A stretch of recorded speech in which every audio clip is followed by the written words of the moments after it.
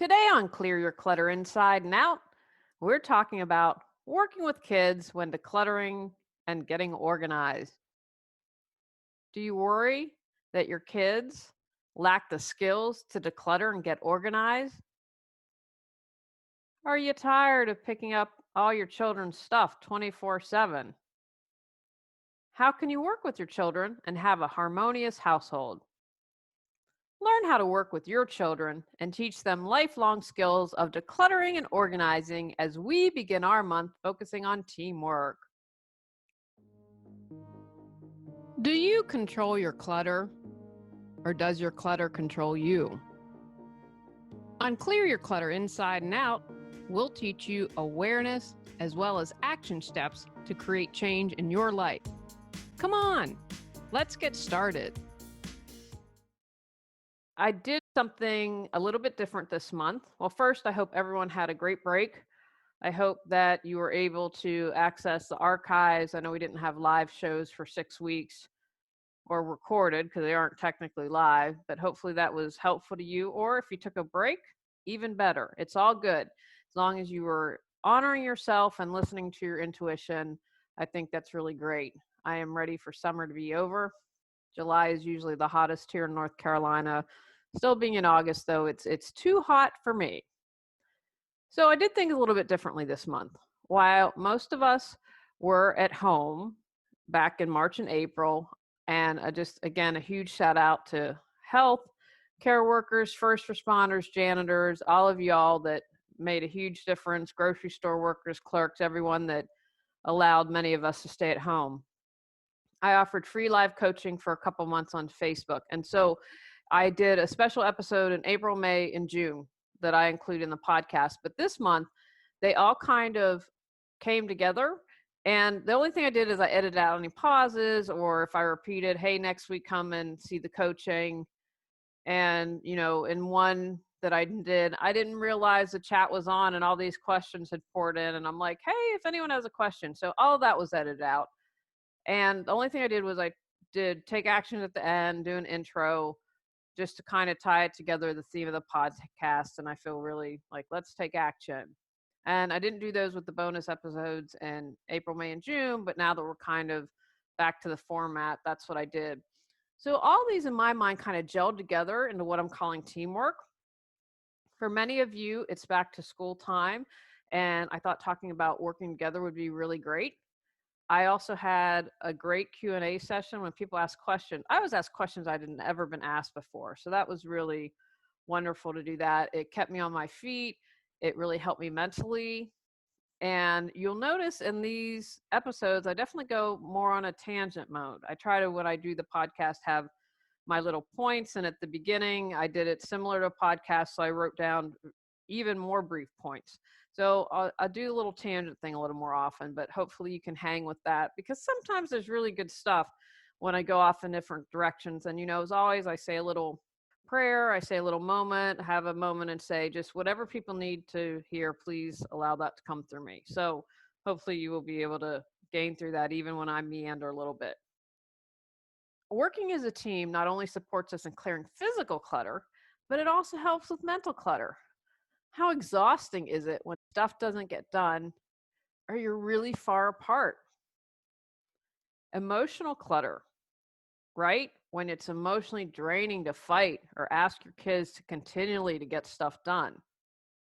It can also create spiritual clutter when their home has a lot of tension, and that can sometimes escalate into other challenges. Energetic clutter happens when you have a lot of physical clutter or negative feelings when they're more present than not. You can create health clutter from all the stress of not working together, as well as having relationship clutter when you can't get on the same page. If you have a lot of stuff you're not using, you're creating financial clutter when you could be bringing in money. It's just a few examples of the broader clutter it's creating when we can't come together, when we don't work as a team. For most of us, we live with someone, whether it's a spouse, a partner, a roommate, and we have to negotiate clutter and disorganization. So that's why I wanted to focus on teamwork. Even if you live alone, hopefully you'll take away some team building skills for life, work, and play. because most of us aren't in complete isolation. And I'm betting even the monks might have a challenge or two with living together. Maybe you don't have kids like me, but you have nieces and nephews or godchild or a child that you mentor, and you might want to share these skills with them. Enjoy. So first of all, it's important, my great new t-shirt, to remind you, here comes the sun. Life is good. So remember, we're in the storm now, but eventually the sunshine has to come out again. So at the beginning of the Corona Files, I like to share things that are positive and I think that are groovy. Again, if you were focusing all about the virus, try to find the good and focus on those stories, like how many people have recovered. So I'm not a very smart person when it comes to solving complex problems. I don't have that kind of brain. But I read where, and I don't remember where it was, and I'm thinking it's catching on, that people in the community have started raising money to feed healthcare workers. And what's so awesome about this is they're supporting local restaurants. As you know, some have shuttered, some have closed, but the restaurant industry has been severely impacted. And so what these people are doing is doing a rotating small business. We'll pay you. They've raised a fund. We'll pay you. Please go feed the healthcare workers. I love solutions like that. We have the ability to solve everything if we choose to. So that's just a good news I wanted to share. The other thing I want to remind you about, and again, this is the third episode I'm doing. The first one was finding the opportunity, finding what can be good in a really terrible situation with all of this. And again, I don't discount anyone who's really struggling. There's been a lot of drama in the past 48 hours, unfortunately, with our HOA. And I really try to stay above the fray. And if you follow my podcast, Clear Your Clutter Inside and Out, we were denied solar panels. We are going to be filing a suit in small claims court against the HOA board for violating a couple of things. So anyway, it's very disturbing how a fellow neighbor was treated. And, I was just maligned on Nextdoor. You got to love Nextdoor, right? But my point with all of this is in the past 48 hours, there have been some things that are only going to strengthen our court case. Now, we've given them over 60 days to respond. They've chosen not to respond to our request to be reimbursed because they required all these things to approve our solar panels. And it's our belief that they were never going to approve them and just made us jump through hoops. Anyway, we were out some money. And so that's why we're suing. We said we'd like to be reimbursed for that. They've ignored us. We said even before the first COVID-19 case in North Carolina was. And so anyway, we will take them to small claims court when they open. But two pretty significant violations, and I have documentation now, happen. And so if we had already filed the suit or it happened, and and will it make or break the case? I don't know. But it really goes towards, I think, really showing how we were treated. So that goes back to divine timing, and what can you view as divine timing during this very stressful period? Every day I'm trying to feel, where can I find the gratitude? What's good about this? And the older I get and the more I relax, I trust in divine timing. So maybe something you might have, perhaps you were just about to start an awesome job and then this hit and they said, sorry, we can't hire you. Maybe you'll get rehired after all this, or maybe some other amazing opportunity will happen. So just keep the faith, folks. Do what you can and know that I'm cheering you on. I'll talk about kids and decluttering and organizing today.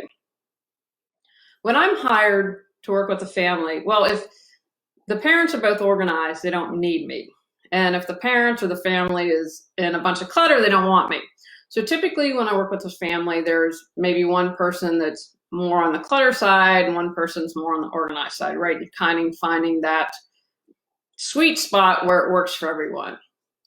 So I'm going to do things a little differently today. Someone had requested this and they wanted kind of nuts and bolts and age appropriate suggestions, but you know how I work. If you've listened to me, I'm about looking at things holistically. And so I want to approach this from a different way. If you are working with your kids, and now is a great time, if they aren't in school as much, have them work on decluttering and getting organized. I'm sure most parents out there are raising their hand and like, could your kids' room use a good declutter or organization? Involve your children. I think this is so important. Even if they're young kids, you can still, like a 6 or 7-year-old, want to involve you, get their opinion. I think that that's really important. And a good example I'll use is memory boxes. If you keep memories of your kids, is letting them decide, because you might, something that looks insignificant to you might be significant to your child. And it's important for what's important for them to keep. And it's also important to involve them, to help them make decisions. Because I feel a lot of people I've worked with, if they had some support as a child on how do I declutter, how do I get organized, they wouldn't be holding on to so much stuff. They would have learned those skills as a child, which will help them in adulthood. I think the soft skills of life, if I was running the school system, I'd include how to balance a checkbook, I'd include how to successfully debate someone, and even if you have different opinions, how to successfully navigate that. I think there are a lot of soft skills that are missing. So I encourage you, involve your children. So at the beginning, say, hey, we are going to declutter our rooms, or we're going to declutter and organize a family room, or hey, family project, time for the garage with a nice spring day. So involve your children. I mean, first of all, kids are awesome. They have great ideas that you might not have thought of, right? Because they're coming from that different perspective. Like they might say, hey, mom and dad, how can we hang my bike so it's really easy for me to take off and I don't have to stretch and maybe hurt myself? So good stuff like that. When you're involved in them, have a conversation. Just like if they're adults, kids are individuals. I worked with a family and the 7-year-old was like, good to go. He could let go of clutter. He was like, yeah, let it go. I'm done. It was really great. But the 15-year-old was more challenged. You might think, well, the older child would understand more, and not at all, because they're different personalities. So it's the same thing with adults. You have to work with them and find out their challenges. So have the conversation. The first thing I'm going to suggest is, what are the benefits if we clear our clutter? We get to help someone else. We get to come into a room that feels really good instead of feeling maybe not so good. I was working with a family once, and the child had gotten really angry at the mother because she hadn't been able to get school pictures. So, your school picture forms and you fill them out and bring them out. Well, she didn't get her picture that day. And, as a young kid, I can understand why that would be traumatic. But then when we were decluttering the arts and crafts room, we found the check, we found everything that the mother had done. The child had just lost it or misplaced it in all the clutter. And so that was a really wonderful moment for the child, because they were able to connect that, aha, oh, if we didn't have so much clutter, if I was organized, then maybe I would have gotten my school pictures. And again, there wasn't any blame or shame, because that doesn't help anyone. But she was able to see, there's a benefit when I clear clutter and get organized. So talk to your kids about that. What are the benefits that they would see? What will motivate them? Maybe it is you offer more screen time. You offer more park time. You offer more staying out an hour later in summertime. What can motivate your child to want to declutter and get organized? Again, and bring that back to the benefits. What are the benefits of decluttering? What are they going to gain? Overwhelmed with stuff, can't find what you need when you need it, tired of wasting time and energy maintaining your mess, longing for peace of mind. Get control of your clutter so your clutter doesn't control you. Reclaim time, money, sanity, and resources. Physical Got Clutter 365 journal prompts supports you in clearing your physical clutter. Free gift purchase to support you even more in your journey to declutter your life.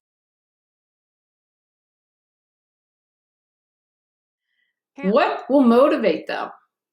Maybe it is you offer more screen time. You offer more park time. You offer more staying out an hour later in summertime. What can motivate your child to want to declutter and get organized? Again, and bring that back to the benefits. What are the benefits of decluttering? What are they going to gain? Kids are smart. They know what's going on and they can see the benefits of everything. So I encourage you, check in with them and see what's motivating them and the benefits. I also encourage you to be in the room and ask them to close their eyes and sense, what are they feeling? There's definitely a feeling of a really cluttered or disorganized place. And I believe whatever's going on the inside is reflected on the outside. They have linked depression to cause clutter, and clutter can cause depression. So there's that definite cycle. It can be found if you have a lot of clutter, you might not have compliance with your meds. It is adding stress to you, most likely. There are all those things going on. And so I encourage you to close your eye. How does it feel? And then do it at the end when you've decluttered and organized. How does that feel? Get your child to articulate that. And when they know that, when they feel better, and how do you feel? Do you feel like you can think better? How do you feel physically? Do you feel happier in a clean room? Seeing if they have emotional clutter, ask those questions and encourage them to really understand how it makes a difference. Another thing that's really good for this is, I'd mentioned a moment ago, benefits and what they're gaining, but what is it costing them? I use the example of the child who didn't get her school pictures. Maybe as you're decluttering and organizing, you can bring up an example. Hey, do you remember when this happened? And again, just in a kind way to show them, see, this is why it's good, because then it doesn't cost you anything. And kids are smart. They will get it. They will understand. But have them be aware of that, because again, you're teaching them a skill. And you're teaching them a skill to how to let go. It's not, we as a culture are a culture right now of consumerism. There's definitely been this movement to simplify, less is more. But right now, as America, let me just talk about the United States, feel that there's this definite consumerism emphasis. We've been told to buy, buy, buy. We have to keep the economy going, buy, buy, buy. And as I mentioned, there is a movement to get away from that, but you can understand how kids get caught up in that. But these are opportunities to say, well, we don't always need the latest and greatest game. What is it that we could do instead of being on the electronics? Can we play a board game as a family? Can we take a walk in nature? There are opportunities here to focus less on the having and more on the being. So it's a good practice. How do you let go? It's not always easy. I know I am most challenged. We have downsized another round. We are now down to the laundry room, part of the laundry room, our master bath, bedroom, and closet for the year. So we're doing pretty well. I'm trying to utilize this time as much as I can. Out of everything we've done and everything that's less, the hardest for me is going to be the bookcase, because sometimes it's hard to let go of books. And my goal is to keep it to one bookcase. And it's hard because especially I just am starting an online class on plants and herbs and learning how to work with them. And I just had to order a couple books and I'm excited, but it's like, oh man, you have to really go through the books. But if you understand how to let go, talk about how it helps your mental clutter. What are you afraid of? One of my big things that I say a lot is trust you will get what you need when you need it. And if you're able to get that mindset, if I let that go, then whenever I need to appear, that's kind of getting back to divine timing. I'm going to trust that things that are meant to happen will come in as they can. So think about how you can teach your child to let go. And again, have a conversation around this. I think it's really important to get the child's perspective and what's important to them and see what they have to say. Also, another great skill to practice during this time is decision making. How do we make a decision to let go? How do we get organized? How do we do this? They used to call me in college, they used to call me indecisive one. I never wanted to make a decision. And for me personally, I didn't want to make a decision because I was afraid. I was afraid I'd make the wrong decision, or I was afraid that I would anger someone. And I have to say, thankfully, at 50, a lot of that has gone away. Someone called me a groupie this morning on Nextdoor, and which is all good. But I don't care. And so what we were talking about was being gaslit. we're standing up for ourselves and people in the community are trying to shame and blame us. 30, I probably would have backed down. And it's frustrating. Thank goodness I have my husband. Thank goodness I have the cats for support. Thank goodness I have friends to support me, because it's not easy. But there is something that I know there's a lot more support behind the scenes for us than is apparent. But I made a decision. Because of my past, I made a decision. You know what? If I upset someone, oh well. And that's been a lifelong process for me. So I encourage you with your kids, how can they learn to make a decision? They can make a decision. Absolutely, they can do it. And those are good skills to have. And let them ask questions. Do they have a concern they might upset you or hurt you or feel like they've offended you? That might be the case in someone. Learn how to be decisive and take action. And when you're talking about clutter, ask questions. How often do you use this? Do you need this? Do we have another one of this that we can let go? And if you're doing your clearing your clutter and you're sorting, then you're editing, then you'll have all that so they can see, oh, I have 20 stuffed animals. Maybe I can let go 5. And remember, it's a process for kids. They might not be able to, they may at the beginning maybe be able to let go of 1 or 2 toys. But if you do this on a regular basis, they will build their clutter busting muscles, they will build their decision making muscles, and they'll be able to let go. So that's another skill. How do you let go? How do you make decisions?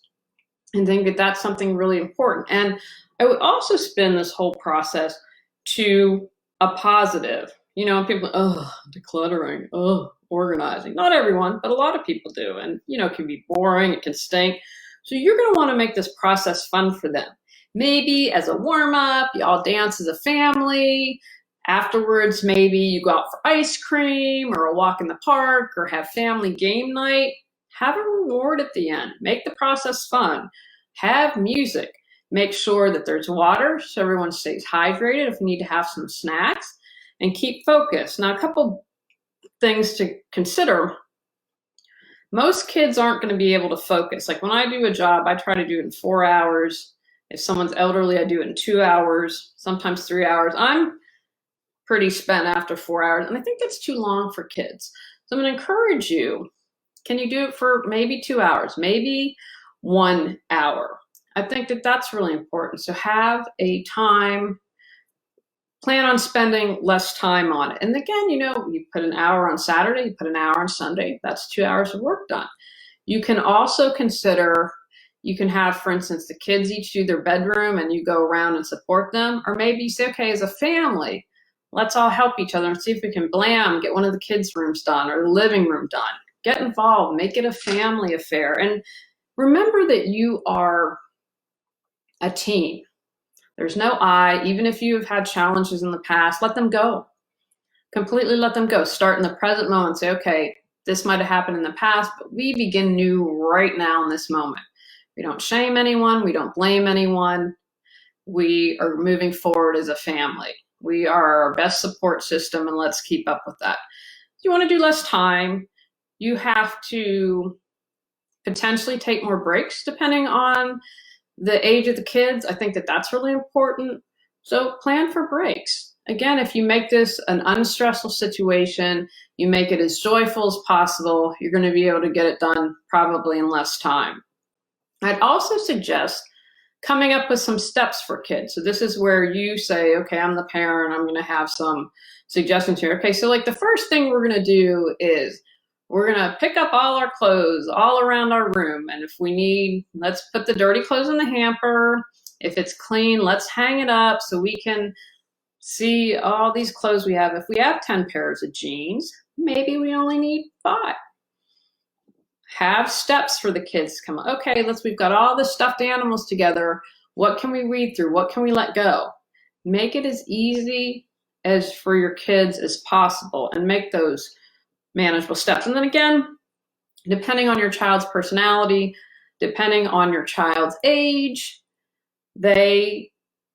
you'll navigate that. Maybe the one that has it easy to let go needs less of a conversation and less of prodding, whereas the one that's more challenged have more of a discussion. I think that that's really important.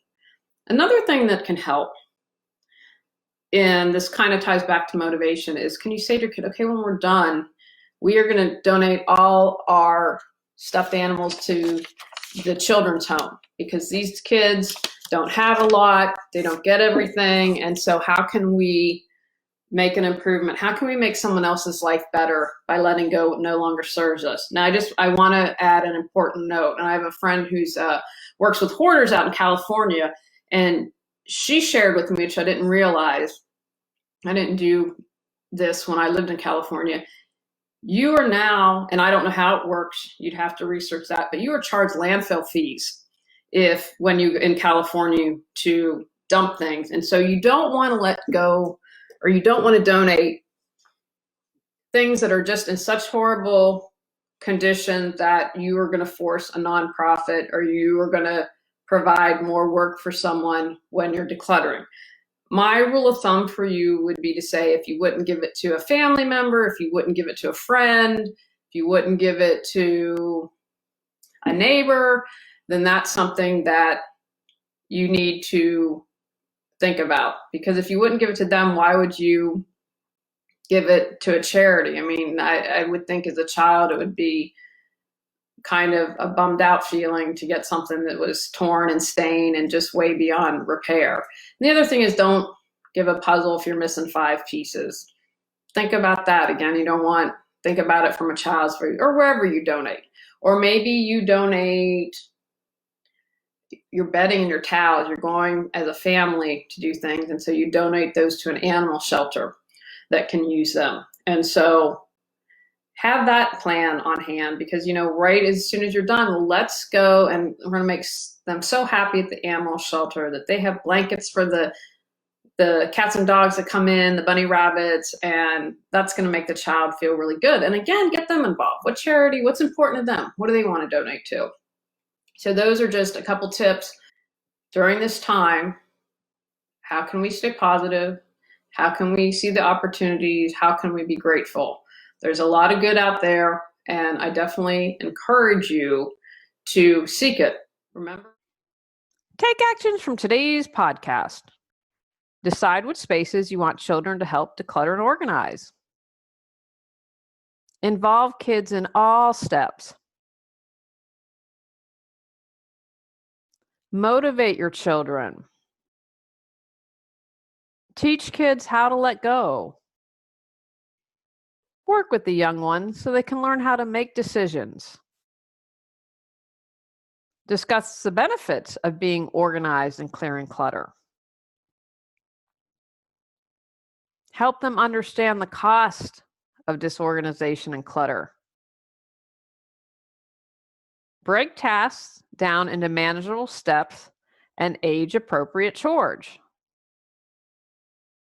Post-session, reward everyone in a healthy way.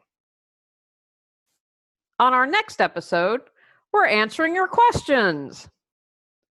Go out, clear your clutter to create the life you choose, deserve, and desire. When you clear your clutter, you can share your gifts with the world. Sign up for our free newsletter at reawakenyourbrilliance.com. If you've enjoyed Clear Your Clutter Inside and Out, please rate, review, and share us.